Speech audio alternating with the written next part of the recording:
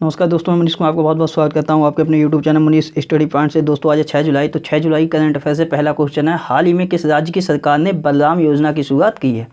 तो ये बलराम नामक एक योजना है जिसकी शुरुआत की है उड़ीसा राज्य की सरकार ने। बात करें इस योजना की, तो इस योजना के अंतर्गत है क्या, तो इस योजना के अंतर्गत लगभग 7 लाख जो भूमिहीन किसान हैं, मतलब कि वो किसान जिनके पास भूमि नहीं है, तो उन लोगों के लिए लोन लेने में काफ़ी दिक्कत होती है। तो इस योजना में लगभग 7 लाख भूमिहीन किसानों को लोन दिया जाएगा। और बात करें वहीं उड़ीसा की, तो उड़ीसा की राजधानी है भुवनेश्वर और मुख्यमंत्री हैं नवीन पटनायक, राज्यपाल हैं गणेशी लाल और उड़ीसा का जो हाईकोर्ट है उसके मुख्य न्यायाधीश हैं मोहम्मद रफ़ीक। बात करते हैं उड़ीसा की, तो उड़ीसा से एक क्वेश्चन और भी है कि उड़ीसा राज्य की सरकार ने कोविड-19 के लिए अपने राज्य के 4 अस्पतालों में प्लाज्मा थेरेपी की भी शुरुआत कर दी है। तो उड़ीसा राज्य की सरकार ने अपने राज्य के 4 अस्पतालों में प्लाज्मा थेरेपी की भी शुरुआत की है। बात करेंगे उड़ीसा से, तो उड़ीसा में सबसे पहले एक महोत्सव मनाया जाता है जिसका नाम है धानु यात्रा महोत्सव। ये कहाँ मनाया जाता है, तो ये उड़ीसा में मनाया गया है जनवरी में। वहीं बात करें तो सीनियर राष्ट्रीय वॉलीबॉल चैंपियनशिप का आयोजन कहाँ किया गया था, तो इसका आयोजन किया गया था उड़ीसा की राजधानी भुवनेश्वर में, जिसमें पुरुष विजेता टीम रही थी वो रही थी तमिलनाडु की, और महिला वर्ग की जो विजेता टीम रही थी वो रही थी केरल की। वहीं बात करें खेलो इंडिया यूनिवर्सिटी गेम्स का जो पहला संस्करण था उसका आयोजन भी भुवनेश्वर में ही किया गया था, और इस आयोजन में जो विजेता टीम रही थी वो रही थी पंजाब की चंडीगढ़ यूनिवर्सिटी। कितने पदक जीते थे, तो टोटल 46 पदक जीते थे। उसके बाद बात करें तो कुछ समय पहले ही जो उड़ीसा राज्य की सरकार है उसके द्वारा जो सेल्फ हेल्पिंग ग्रुप हैं, मतलब कि स्वयं सहायता समूह हैं, तो उसके लिए एक अलग विभाग भी बनाया गया है और उस विभाग का नाम दिया गया है मिशन शक्ति विभाग। वहीं बात करेंगे तो कुछ समय पहले ही उड़ीसा ने यूनिसेफ के साथ मिलकर कोविड-19 के लिए मोपितवा प्रोग्राम की भी शुरुआत की थी। और उड़ीसा राज्य के जो मुख्यमंत्री हैं जिनका नाम है नवीन पटनायक, इनके लिए पेटा इंडिया द्वारा हीरो ऑफ एनिमल अवार्ड से भी सम्मानित किया गया है। वहीं बात करें तो उड़ीसा राज्य का जो हाईकोर्ट है इसके न्यायाधीश ये इसी वर्ष नियुक्त हुए हैं, इनका नाम है मोहम्मद रफ़ीक। उसके बाद बात करें तो कुछ समय पहले ही अल्ट्रा वायलेट तकनीकी पर आधारित एक सैनिटाइजर का विकास भी किया था किसने, तो आईआईटी भुवनेश्वर ने। वहीं बात करेंगे तो उड़ीसा विश्वविद्यालय के छात्रों के लिए भरोसा नामक हेल्पलाइन की लॉन्चिंग की थी किसने, तो मानव संसाधन विकास मंत्री हैं रमेश पोखरियाल निशंक ने।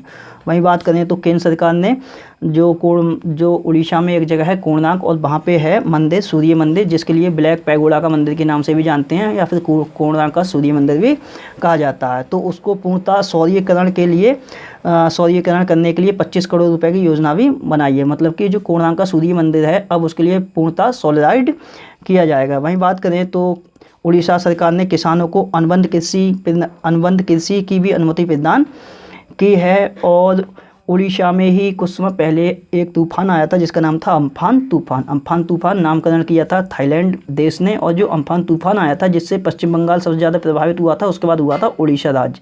तो उड़ीसा राज्य जो कि अम्फान तूफान से प्रभावित था, तो उसी से निपटने के लिए केंद्र सरकार ने 500 करोड़ की सहायता राशि भी प्रदान की थी उड़ीसा के लिए। और ग्रामीण आय बढ़ाने के लिए एक विशेष आजीविका हस्तक्षेप योजना भी चलाई गई है उड़ीसा में ही। और कुछ समय पहले बात करें तो एक जगह पड़ती है भद्रक ये लोकसभा सीट है उड़ीसा में पड़ती है। तो भद्रक लोकसभा सीट से 8 बार सांसद रहे हैं, इनका नाम है अर्जुन चरण सेठी। इनका अब निधन हो चुका है। और छात्रावासों के लिए ISO प्रमाण पत्र करने वाला देश का पहला राज्य बना है कौन, तो ये उड़ीसा ही बना है। और अभी आदिवासी छात्रों के लिए मिशन सुविधा की भी शुरुआत की है किसने, तो उड़ीसा ने ही की है। और वहीं बात करेंगे तो अभी एक पुस्तक भी लॉन्च की है जिसका नाम है the Yogini poem love and life. तो इस पुस्तक को किसने लिखा है, तो इस पुस्तक को लिखा है डॉक्टर आदिशा दास ने। और ये आदिशा जो दास हैं ये बिलोंग करती हैं कहाँ से, तो उड़ीसा से। बात करते हैं क्वेश्चन नंबर 2 की, तो सेकंड क्वेश्चन है, हाल ही में वर्चुअल रेस अक्रॉस अमेरिका 2020 के पहले संस्करण में पोडियम स्थान प्राप्त करने वाले पहले भारतीय कौन बने हैं। तो ये वर्चुअल रेस अक्रॉस अमेरिका 2020 के पहले संस्करण में ये पोडियम स्थान प्राप्त करने वाले जो पहले भारतीय बने हैं इनका नाम है भारत पन्नू।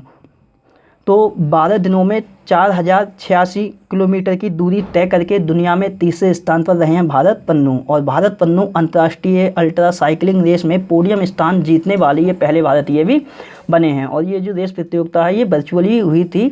बात करते हैं क्वेश्चन नंबर 3 की। तो तीसरा क्वेश्चन है, हाल ही में किस राज्य या फिर यूनियन टेरिटरी ने लीड नामक पोर्टल लॉन्च किया है? तो ये लीड नामक जो पोर्टल है वो लॉन्च किया है दिल्ली राज्य ने। ये लीड जो नामक पोर्टल है इसकी फुल फॉर्म होती है लीड की learning through E resources made accessible for Delhi. और बात करें इस पोर्टल में, तो इस पोर्टल के माध्यम से छात्रों को ऑनलाइन शिक्षण सामग्री होती है वो उपलब्ध कराई जाएगी। और इसमें कक्षा 12वीं तक के तकरीबन 1000 से ज़्यादा कोर्सेज की शिक्षण सामग्री उपलब्ध रहेगी।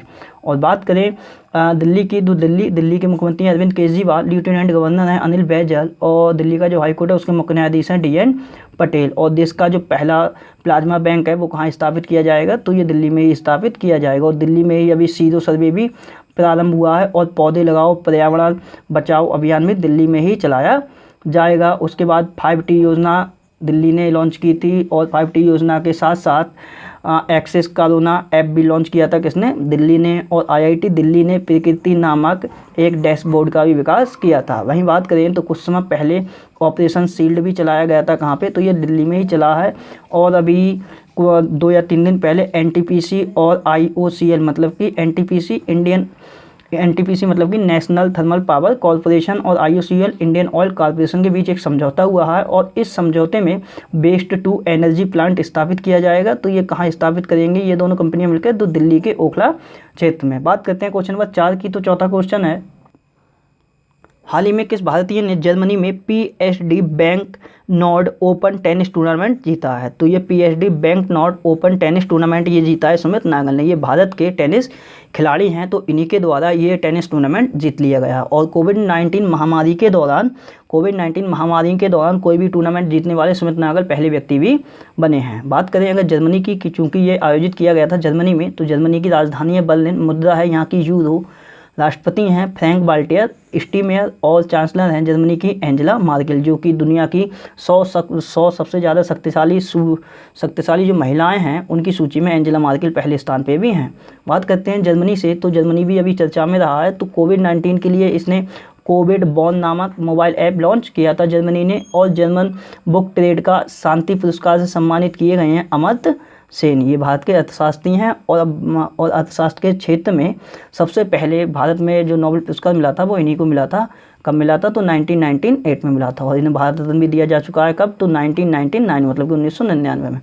और एक प्लेयर है, इनका नाम है मारियो गोमेज, ये जर्मनी के ही हैं, जर्मनी के एक फुटबॉलर हैं। इन्होंने अभी संन्यास की घोषणा की है। बात करते हैं क्वेश्चन नंबर 5 की। तो 5वां क्वेश्चन है, हाल ही में आई संयुक्त राष्ट्र की रिपोर्ट के अनुसार दुनिया का सबसे बड़ा ई कचरे का उत्पादक देश कौन बना है?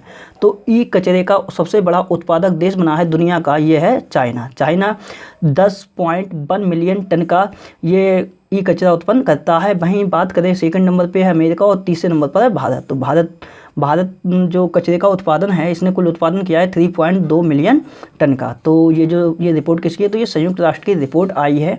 और संयुक्त राष्ट्र की जो रिपोर्ट आई है उसका नाम है global e waste monitoring 2020 report. तो इस रिपोर्ट में ये कहा गया है कि दुनिया का जो सबसे बड़ा ई कचरे का जो प्रोडक्शन करता है वो कौन करता है? तो ये चाइना करता है। ई कचरा मतलब होता है कोई भी इलेक्ट्रॉनिक आइटम अगर ख़राब हो जाता है तो वो कचरा बन जाता है और उसी को बोलते हैं ई कचरा। जैसे कि जितने भी इलेक्ट्रॉनिक गैजेट हो गए, जैसे टीवी हो गया, मोबाइल हो गया या चार्जर हो गई, अगर ये ख़राब हो जाते हैं तो ये इलेक्ट्रॉनिक कचरा कहलाते हैं। बात करेंगे संयुक्त राष्ट्र की। तो संयुक्त राष्ट्र की स्थापना हुई थी 24 अक्टूबर 1945 में। और 24 अक्टूबर 1945 में इसकी स्थापना हुई थी। मुख्यालय कहाँ है? तो मुख्यालय है न्यूयॉर्क में। और सेक्रेटरी जनरल कौन है, मतलब कि महासचिव? तो महासचिव है एंटोनियो गुतेरस, जो कि बिलोंग करते हैं कहाँ से? पुर्तगाल से।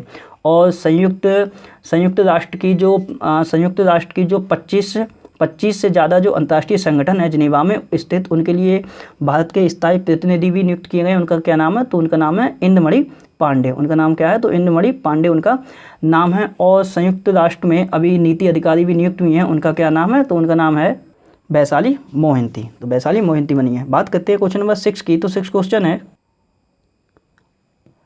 हाल ही में किस राज्य सरकार ने आसपास नामक हेल्पलाइन सेवा की शुरुआत की है? तो ये आसपास नामक एक हेल्पलाइन सेवा की शुरुआत की है मध्य प्रदेश की सरकार ने। और ये जो हेल्पलाइन है वो होगी क्या? तो अपने राज्य में जो हो रही आत्महत्याएं हैं, मतलब कि मध्य प्रदेश में जो भी व्यक्ति आत्महत्या कर रहे हैं, तो उनकी दर को कम करने के लिए ये आसपास नामक हेल्पलाइन चलाई है मध्य प्रदेश की पुलिस ने। और इस हेल्पलाइन के माध्यम से होगा क्या? तो कोई भी व्यक्ति अगर जैसे टेंशन में होता है तो उस व्यक्ति की हेल्प की जाएगी, मतलब कि इस हेल्पलाइन के जरिए लोगों की मदद की जाएगी। तो ये है आसपास नामक हेल्पलाइन जो कि शुरू हुई है मध्य प्रदेश में। बात करें मध्य प्रदेश की, तो मध्य प्रदेश की राजधानी है भोपाल, मुख्यमंत्री हैं शिवराज सिंह चौहान, और मध्य प्रदेश के जो हाईकोर्ट है तो अतिरिक्त प्रभार है अभी आनंदीबेन पटेल के पास। और ये कौन है? तो ये उत्तर प्रदेश की राज्यपाल हैं।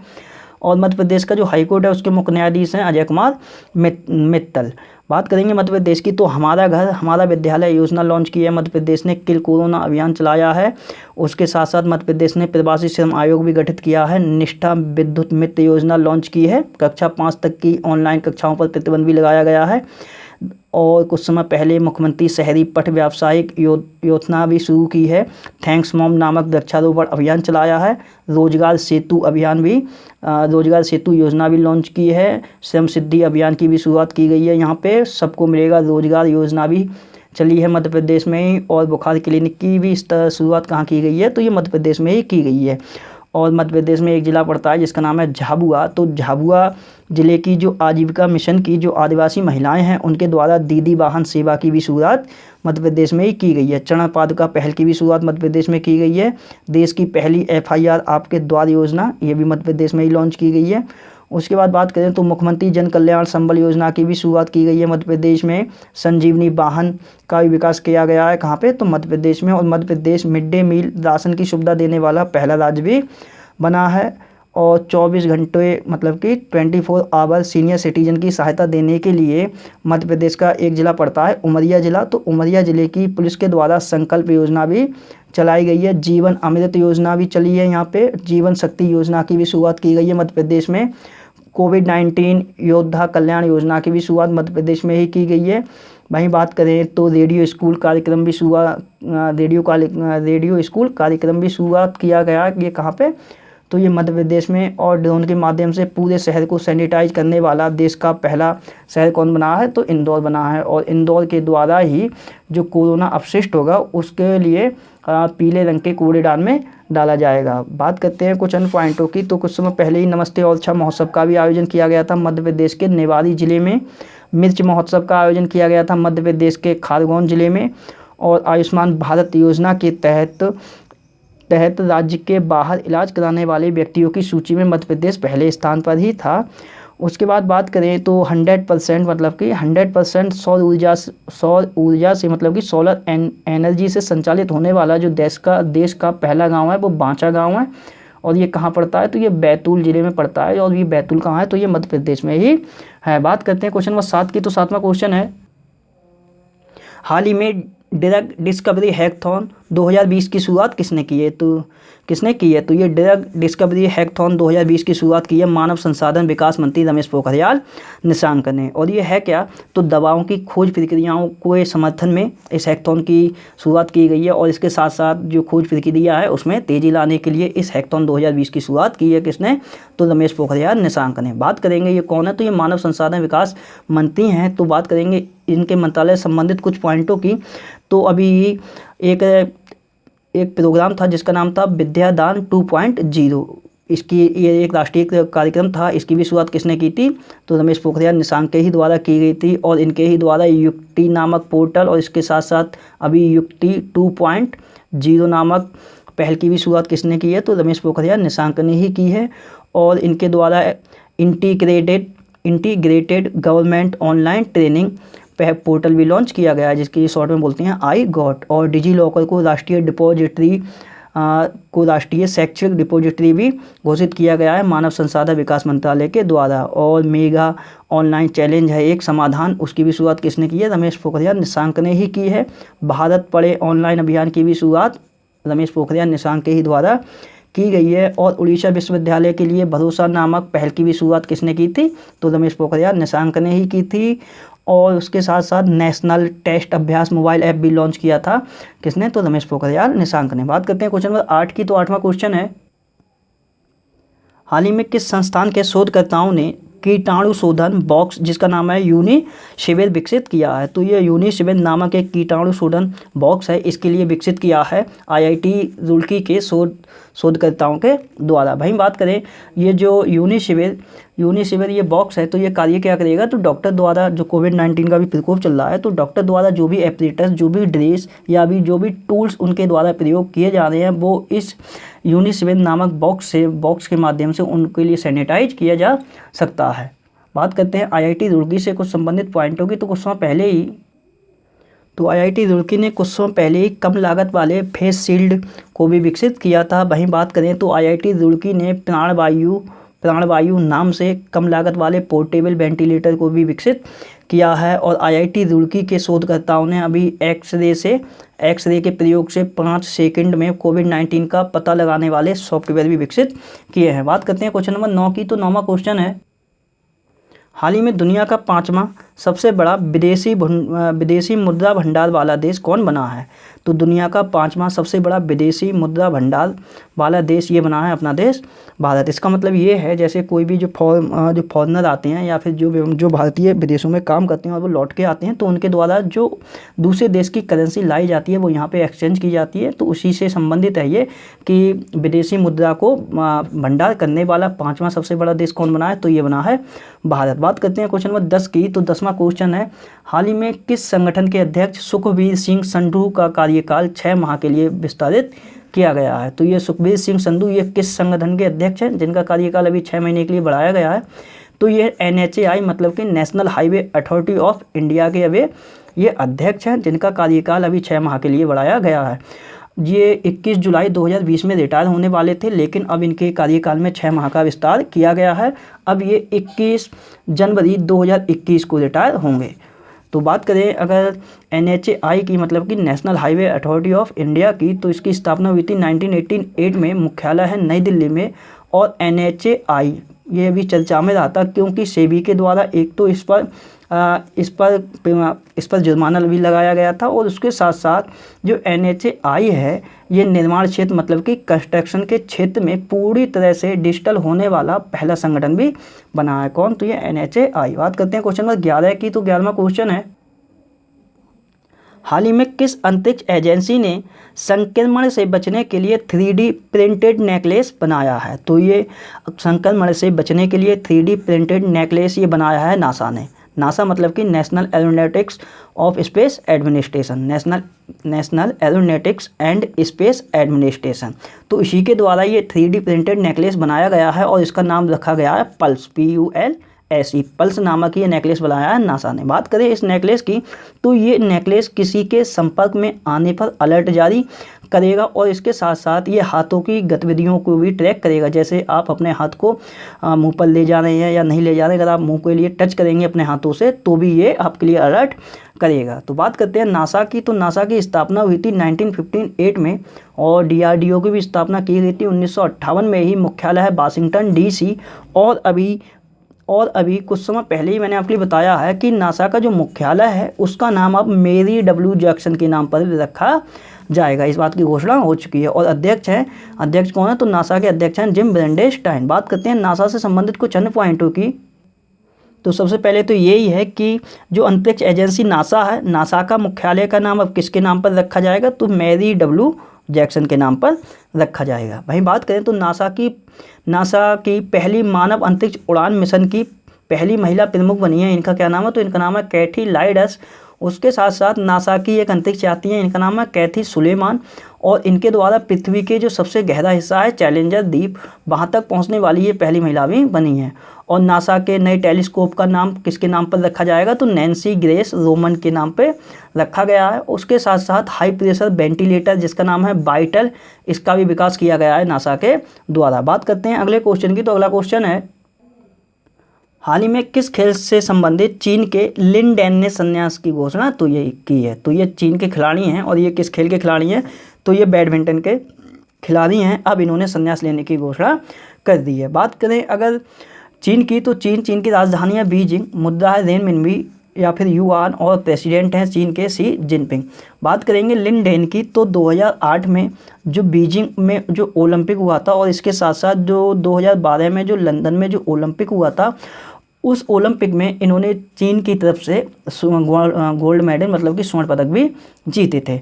बात करते हैं चीन की, तो चीन की राजधानी है बीजिंग। हाँ, चीन से एक क्वेश्चन और भी है, मैं यहीं बता दे रहा हूँ कि चीन के जो शोधकर्ता जो हैं उनके द्वारा चीन के सूरों में अभी एक वायरस की खोज की गई है और उसका नाम दिया गया है G4 वायरस। और ये स्वाइन फ्लू जो H1N1 जो वायरस होता है, इसी की फैमिली का एक वायरस है G4, जो कि पाया गया है चीन के शोधकर्ताओं ने सूरों में, और ये भी महामारी पैदा कर सकता है, ऐसा उनका अनुमान है। जैसे अभी जो कोरोना महामारी चल रही है वो भी चीन से आई है, तो ये G4 नामक वायरस भी अभी देखा गया है चीन के सूरों में, चीन के शोधकर्ताओं के द्वारा, तो ये भी याद करके चलना। उसके बाद यहाँ बात चलिए संन्यास से, तो मैंने कुछ समय पहले नोट कराया था, एक है मारिए गोमेज जो कि जर्मनी के फुटबॉलर हैं, इन्होंने भी अभी संन्यास लेने की घोषणा की है।